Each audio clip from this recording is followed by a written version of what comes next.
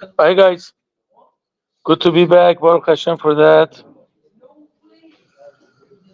You guys can have all your attentions, please. Wow, let me make something fall. I'm sorry. Thank you. Okay, this works. Anyways, people, I'm happy to be back. Baruch Hashem. By the way, I love your hair. Awesome. But I have a request. When you get married, you have to ask your wife's opinion too. Her opinion counts. You have a deal? Sure. Well, honestly, your hair is awesome, and I mean it. I'm not making fun. When I was your age, I had so much hair too. But now I'm bald, but thank God I'm married. So it doesn't matter. You know, when you get married, you're the most handsome guy for your wife. She has no choice. But then I want you to know that the most beautiful person in your life is your future spouse. But that's not because you have no choice, because that's the truth. God gives you the most perfect one. Anyways, guys, not talking about that. But you know, I think it was a year ago or something about this week's parasha. We spoke about the concept. You know, I'm not going to repeat it. I'm just going to say a story that, you know, Moshe Rabbeinu in this week's parasha, we learned that he breaks the tablets, right? Comes down from Har Sinai, sees the Jews are sinning, and he breaks the tablets. And we said that actually Rashi brings a few explanations. Why did he break the tablets? So the most accepted one, you know, that most commentators bring, he actually did it to save the Jews. How does the breaking of the tablet save the Jews from total destruction? Because, you know, when we got married, right, when we got the Torah, it was like marriage to God.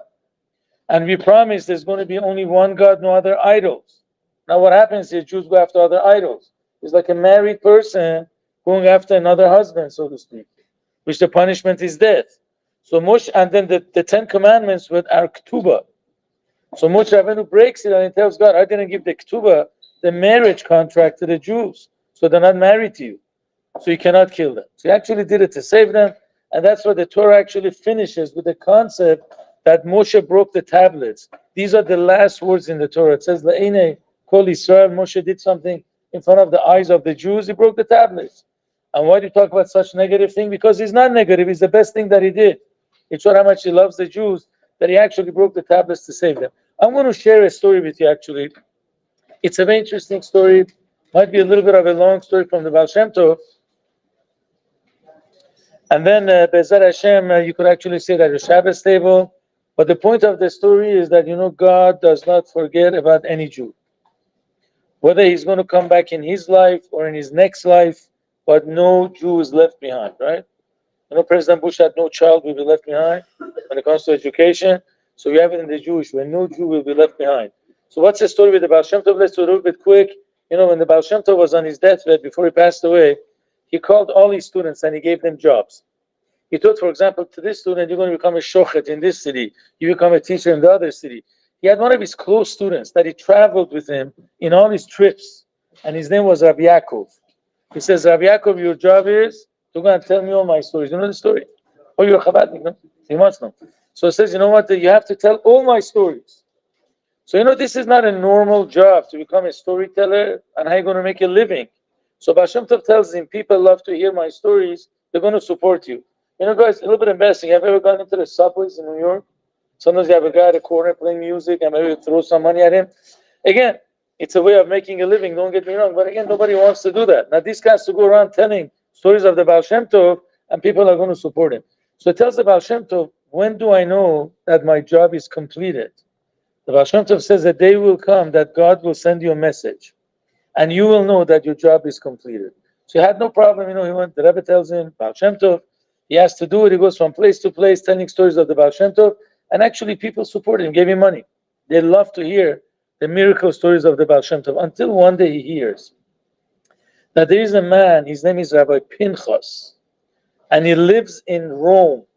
Now he is in, you know, Ukraine. Baal Shem Tov died in Ukraine. So this guy lives in Ukraine. But he heard there's a man in Rome, Rabbi Pinchas, that he gives a whole bag of gold for a person that will say the stories of the Baal Shem Tov. A bag of gold is awesome, man, right? It's a lot of money. So he goes back home and he says goodbye to his wife and children. It's a long trip. Again, he has to go on a carriage and then get into a boat. I guess, you know, Italy is like a half type of an island or something. You got to go through a boat to get there. He actually gets to Rome on a Friday morning. So he's looking for a Pinchas, and he finds a Pinchas, the rich guy, was a millionaire. And he tells him, I'm Yaakov, student of the Baal Shem Tov. I'm here to tell you a story of the Baal Shem Tov. So he says, no problem, I want to hear it. I'm Pinchas, but why should you tell me a story? Let everybody hear it. So not have to be that night, you go make yourself ready for Shabbos, and then we're going to call people for Oneg. You all know what Oneg is, right? That's when the yeshiva boys break into the kitchen and eat the cholent before. Right? I'm just kidding. When I was in yeshiva one time, it was like 3-4 days before Pesach, we saw that they brought these huge cakes, cupcakes. And everybody said, Biur Chametz, it's a mitzvah. What happened? They broke into the kitchen and they brought all the cakes. But then some boys, they used to go like, the roofs were like drop ceiling. They would go on top of it and get to the kitchen and bring all the cake out. Please, I didn't do that. I just ate the cake. I couldn't steal. But these are like sometimes mischievous things that yeshiva boys do. And they say it's a mitzvah, biur chametz. You have to get rid of the chametz before Pesach.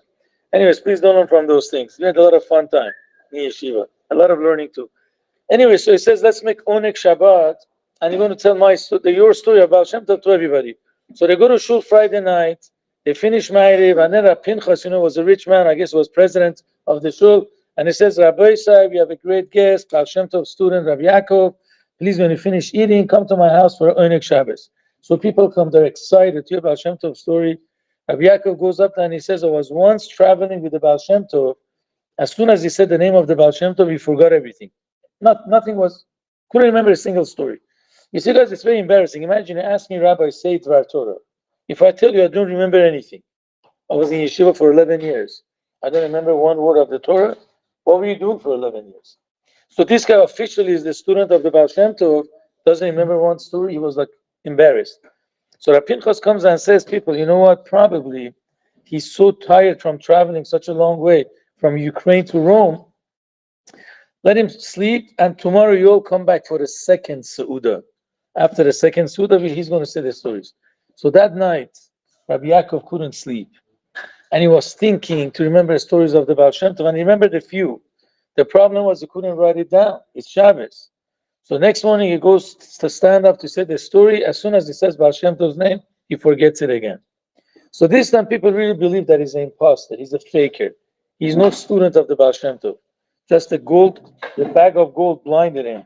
He's just here to make the money. So the Rav Pinchas invites everybody for Suda Shlishi. Very few people show up because nobody trusted him. That is a student of the Baal Shem Tov.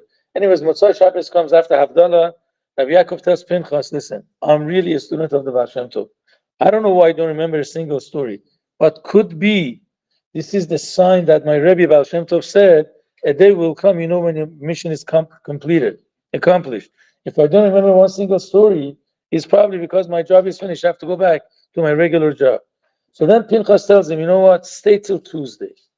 I beg of you. If you remember a story, fine. If you don't, just go back home. Sunday morning, early in the morning, Yaakov wakes up and he says, Pinchas, wake up. I remember one story only. Before I forget it, come over. I want to tell you the story. What was the story? Baal Shem Tov, or tzaddikim like him, by Seudah Shlishi, which is the holiest time of Shabbos. I'm sure you all know that, right? Friday night is a very holy time. Shabbos morning is even holier. Seudah Shlishi, the afternoon of Shabbos, is the holiest time of Shabbos. So Baal Shem Tov's neshama would go into the spiritual worlds and he would see what's happening in the world. And he would travel that Saturday night to fix certain things. He was a tremendous, high-level person. So he says that Seudah Shlishi, Baal Shem Tov was not at ease at all. Rabbi Yaakov is saying this story. As soon as Shabbos was over, he met Havdalah very fast, and he traveled. Baal Shem Tov, when he used to go on his wagon, miracles would happen. They would travel overnight, a distance that takes a few days. Just like what happened to Eliezer. Kfitza Saderech, that's what the Baal Shem Tov had. So it says we got to a certain place on a Sunday morning. Streets were empty, all the Jewish homes, the windows were closed. He went in front of a house and he knocked on the door. A Jew opens up the door, says, Baal Shem Tov. He didn't know Baal Shem Tov. He says, Jews, what are you doing here? Don't you know today the bishop is going to come and say anti-Semitic speeches? I think Easter Sunday, if I'm not making a mistake. In the olden days, it wasn't like today you play with eggs, colored eggs. It was actually a time that the bishop would get up and say the most anti-Semitic speeches. And then if any Jew was found in the street that day, because they were like so heated up against Jews, if any Jew was found in the street, they would go beat him up to death. If he was alive, it was a miracle. That's what the Jews on that Sunday, they would go hide in their houses. Once the anger is gone, the next day they went to regular work. So this man tells about Shem Tov, don't you know, in a few hours, this bishop is coming. What are you doing here? Come inside. So Bashman says, take it easy, I know. Anyways, they were actually facing the marketplace. That's where there was a big stage, waiting for the bishop to come and give a story. So it says when the bishop came, a lot of people joined. Baal Shem Tov told me, go to the bishop and tell him that Baal Shem Tov is waiting for you, but tell him in Yiddish. That's a Jewish Ashkenazi language. So it says I was afraid, but Baal Shem Tov told me to go. The host said, are you crazy? Before he gets there, they're going to slaughter him, kill him. So it says I went, a miracle happened, they opened the way. And I went to the bishop and I told him in Yiddish, Baal Shem Tov is waiting for you. He turned white. And he said, okay, tell him I'll come in a couple hours. I can't come right now. I went back to the Baal Shem Tov and he sent me back. And he said, tell him if he knows what's good for him, he should come now. Otherwise, there's no more hope. I went back. The miracle happened again. They say miracle doesn't happen twice. With the Baal Shem Tov, he does if he wants. Anyway, so he goes there and then he says, okay, I'm going to come. So the bishop told everybody, an emergency happened. Please wait for me. I'll come back. I'll start and finish my lecture, but stay here. So Rabbi Yaakov says, I took him to the Baal Shem Tov. He was there for many hours with him. I don't know what the end was, and I never saw him again. Anyways, when he finishes the story, Rabbi Pinchas starts crying in the beginning. And then he makes a loud bracha of Shechianu, and then he starts dancing. So now Yaakov tells Pinchas, what's going on? Now you tell me your story. Crying, laughing, saying Shechianu, what's going on? So this Pinchas says, I wanted to tell you that that bishop was me. As a child, I was born in a Jewish home. But I thought that Judaism is a backwards religion. It's from 3,000 years ago. So when I turned Bar Mitzvah, I ran to a church. You know, in the olden days, there was no public schools. Education wasn't free. So only if you had access to the churches, you would be actually educated. That's why they were able to fool people against Jews so many times. Now, you know, the media does that. But anyways, what happens is this. So I went there and I became a good Christian and became a more of an anti-Semite than the Christians. I reached the highest levels. I became like the top bishop, and I got a Christian wife, very wonderful wife, and I had a very good life. And I gave the most anti-Semitic speeches. And many Jews got killed because of me. One night I had a dream of my teacher teaching me in Cheder. It was very, very sweet, but I dismissed it. Who cares?